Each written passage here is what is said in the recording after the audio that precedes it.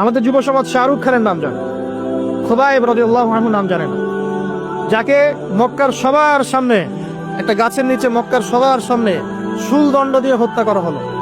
শুলদণ্ড মানে পিছনের রাস্তা দিয়ে কিছু একটা লোহার দণ্ড প্রবেশ করিয়ে মাথা দিয়ে বের করে দেওয়া। এই দণ্ড দিয়ে তাকে হত্যা করা হয়েছে। হত্যা করার আগে তাকে বলা হয়েছে তুমি কি চাও? সে বলেছে আমি 2 রাকাত নামাজ পড়তে চাই, এবং নামাজটাকে সংক্ষিপ্ত করেছে। সংক্ষিপ্ত করে সে হাত তুলে আল্লাহর কাছে দোয়া করেছিল, আল্লাহ উপস্থিত যারা আছে এদের একটাকেও তুমি ছেড়ো না, তুলহুম বেতাদা, তাদের সবাইকে তুমি সবগুলাকে এক জায়গায় করে হত্যা করো। দেখা গেছে ওই সবার লাশ বদরের কূপে পড়েছিল।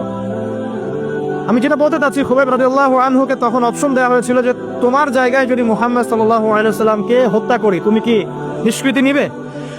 সে তখন বলেছিল রাদিয়াল্লাহু আনহু যে আমার জায়গায় মুহাম্মদ সাল্লাল্লাহু আলাইহি ওয়াসাল্লামের একটা চুলকেও যদি আঘাতপ্রাপ্ত করা হয় আমি সেটাও বরদাস্ত করব না।